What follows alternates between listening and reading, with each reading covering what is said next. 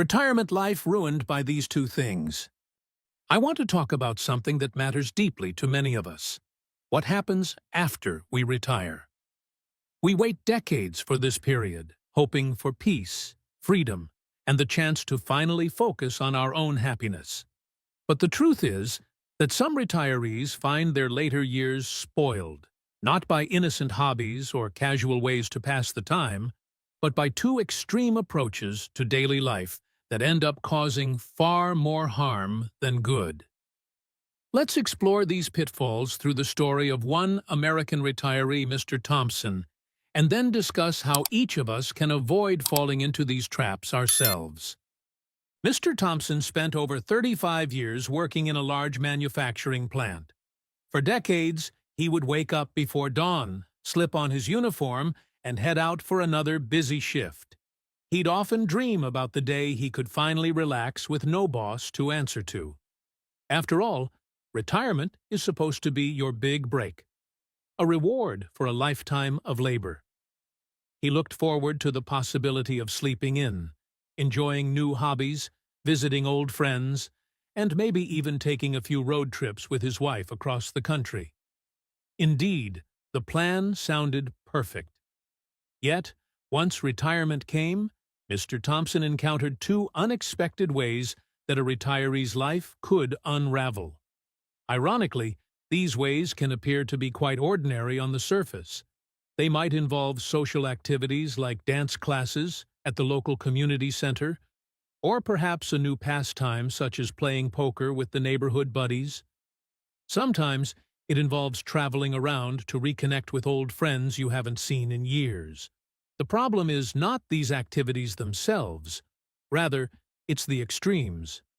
Some people go overboard, some withdraw completely, and neither route leads to true fulfillment. First, let's talk about the extreme of staying at home too much.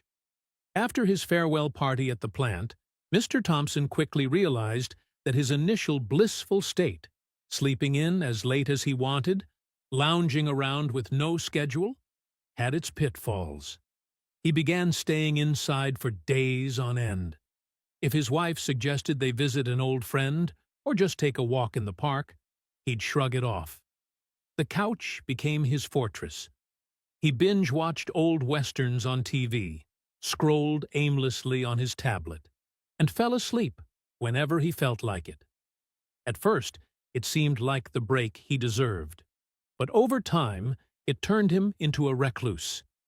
When you stay home day after day, it's easy for life to lose its spark. You're not out there soaking in new experiences or crossing paths with fresh ideas. You fall into the same repetitive loop of waking up, having a quick bite, and resuming that well-worn seat on the couch. It's comfortable, but in a dangerous way. Your mind can become as stagnant as a pond with no fresh water flowing in. And just as that pond eventually turns murky, so does our outlook when we withdraw from the world. That was exactly what began happening to Mr. Thompson. He began to notice three important consequences. First, his life became stagnant. While the world outside kept moving and evolving, his days were stuck in the same pattern. Without anything new to look forward to, he found himself restless and sometimes even depressed, even though he could not pinpoint a reason. Second, his mind started to grow more rigid. He wasn't learning anything new or staying updated on technology and changing social norms. The simplest tasks, like checking in at a doctor's office with a digital kiosk, turned into huge challenges. Finally, he realized the most heartbreaking reality. He was wasting away the time he had left. Retirement, ironically, was slowly turning into a drawn-out waiting period rather than a fulfilling new chapter. The problem with isolation is not that staying home is inherently bad. Some people love solitude, and there's beauty in quiet reflection. But the real harm comes when that solitude is taken to the extreme, when you disconnect so thoroughly that you barely know how to interact with the outside world. A philosopher once commented that all of humanity's troubles come from our inability to remain comfortably by ourselves in a room. Yet there's a twist. If you're going to spend hours alone, do something meaningful. Read books that challenge your perspective. Pick up a hobby you've always wanted to try. Cultivate your mind, or learn new skills that keep you engaged. Simply sleeping or scrolling through the phone fosters mental decay, not growth. On the other end of the spectrum is the second extreme, being too busy. Some retirees can't let go of the hustle-bustle pace of working life. Retirement does not slow them down. In fact, they become even more frantic and overcommitted. Mr. Thompson's good friend from the plant, Mr. Evans, swung in that exact opposite direction. The moment he retired, Mr. Evans made a to-do list that was jam-packed with community events, volunteer projects, side jobs, and even a travel itinerary that left almost no time to unwind. He was constantly on the move, driving from one place to another, picking up odd jobs, trying to keep up with younger folks in physically demanding activities. On paper, you'd think that someone so active would be on top of the world. However, Mr. Evans's busyness left him perpetually drained, because his mind and body no longer had the resilience of a younger person. He'd collapse into bed every night exhausted, only to wake up and do it all over again. There was never a pause, never a moment to sit quietly on the porch, sipping tea and enjoying the sunset. In trying to avoid the trap of isolation, he fell into an even bigger one: burnout. Being excessively busy in retirement has its own set of problems. First and foremost, there's the toll on your physical health. Our bodies age, whether we like it or not. If you don't listen to your body's signals, you risk pushing yourself to the point of exhaustion or serious injury. Next, there's the financial obsession. Some retirees work part-time or freelance jobs, either out of necessity or just to stay occupied. That's fine in moderation. But when you push too hard for extra income, perhaps because you're worried about not having enough, or you feel pressured to maintain a certain lifestyle, you can wind up trapped in a cycle of stress similar to your younger working days. Third, being constantly busy can make you easily irritable. With endless tasks on your plate, your patience might run thin. Family gatherings become chores, minor inconveniences spark arguments, and your own frustration builds. Neither of these extremes, disappearing into the four walls of your home or juggling responsibilities like you're still in your prime, brings the peace and contentment so many retirees crave. True happiness, as Mr. Thompson eventually discovered, rests in the balance. You need space for rest, and also moments of dynamic activity. You need the freedom to spend a lazy afternoon lost in a good book or music, but also the self-discipline to step out, meet friends, and stretch your legs both physically and mentally. A balanced retirement life allows for socialization, mental stimulation, and the joy of not being governed by a rigid schedule.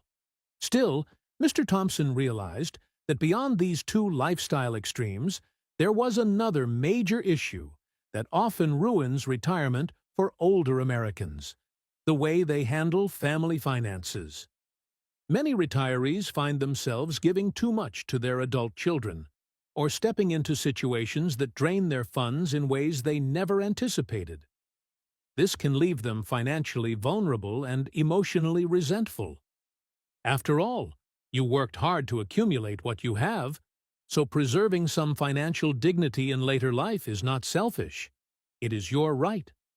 One of the most common pitfalls is spending all your savings to help a child buy or renovate a home.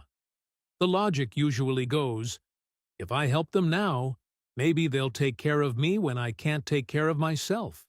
But in reality, what if that grand new house doesn't even have room for you? It's heartbreaking to see retirees who sacrifice their nest egg for a child's home, only to discover they're not truly welcome to live there. Some end up in cramped basements or old sheds on the property, feeling more like a burden than a guest. It's not that parents shouldn't help their children at all.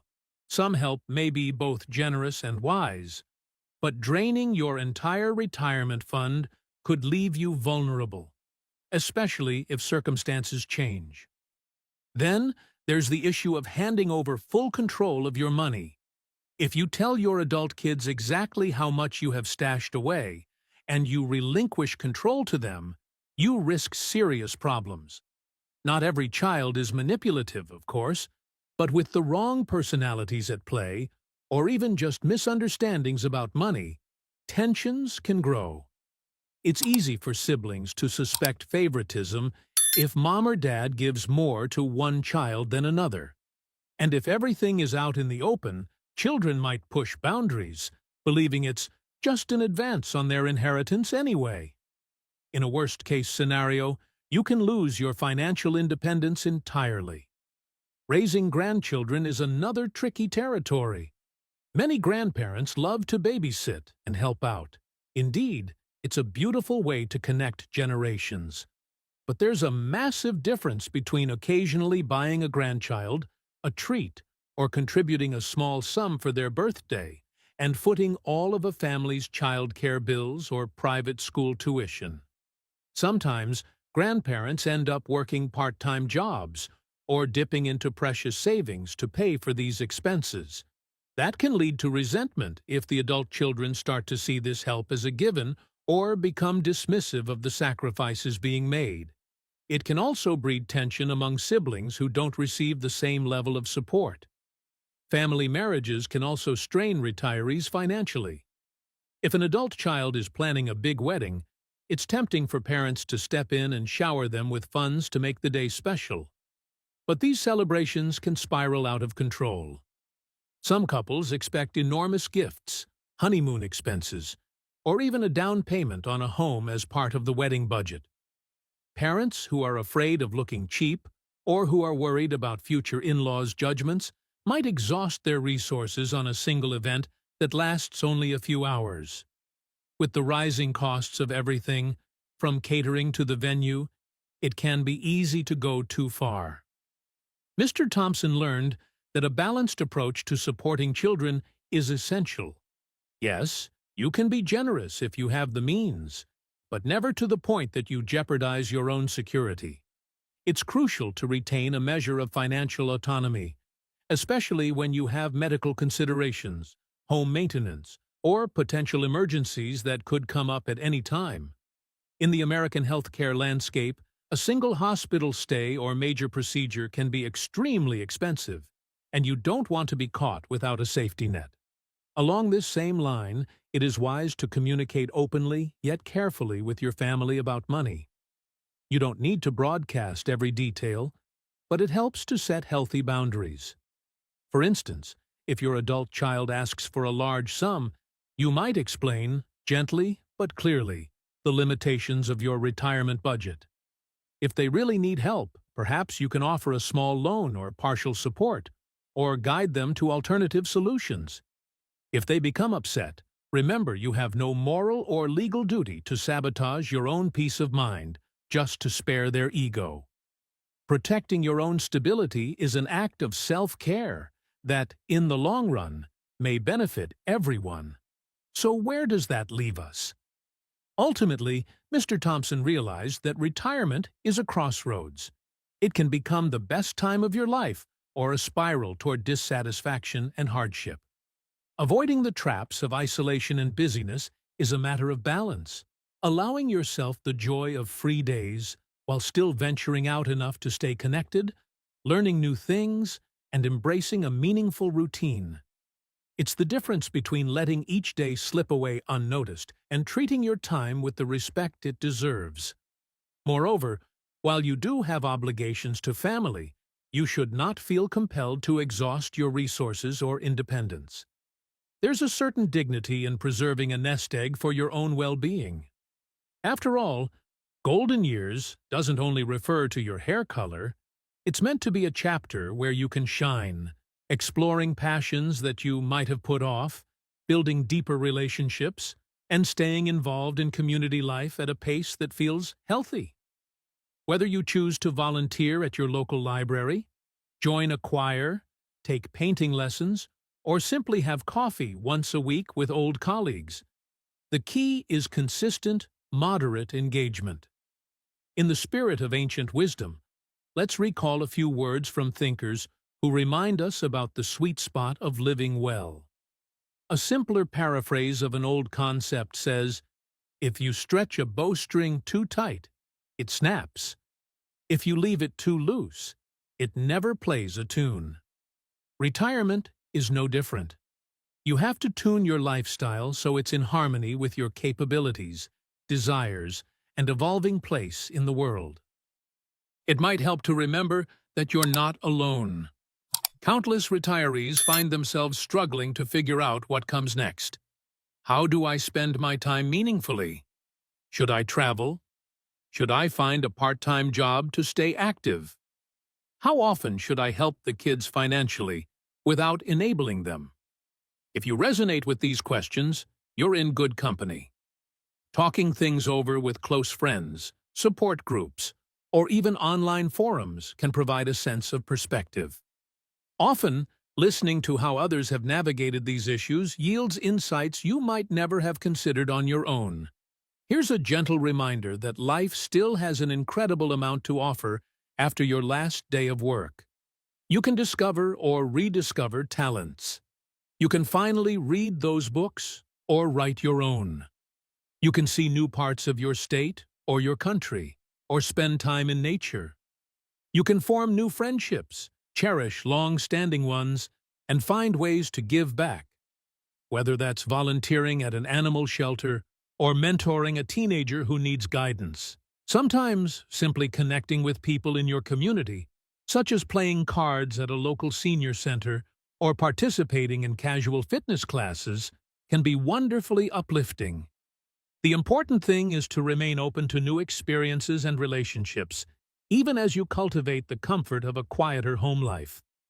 As you reflect on this message, consider how these ideas may apply to your own situation or that of a loved one.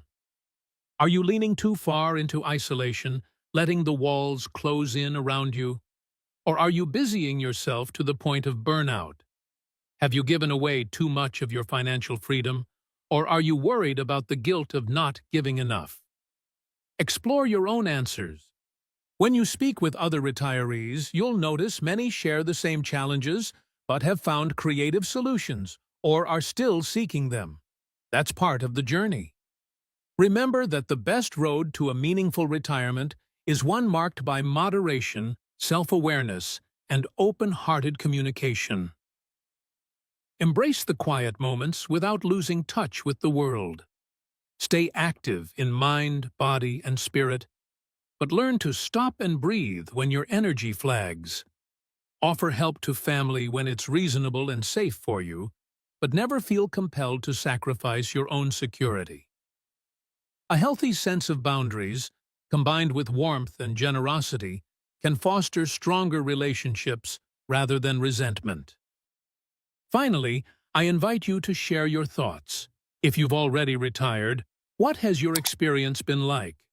Did you ever find yourself or a loved one falling into one of these extremes of isolation or constant busyness? How did you strike a better balance? And if you're still working but thinking about retirement, what do you envision? Let's keep the conversation going. Your experiences and insights could illuminate the path for someone else who is still trying to find their footing in this new phase of life. Thank you for listening. May we all find a fulfilling and graceful way to navigate the years ahead, staying energized and inspired without sacrificing the restful pauses that remind us how precious each moment can be.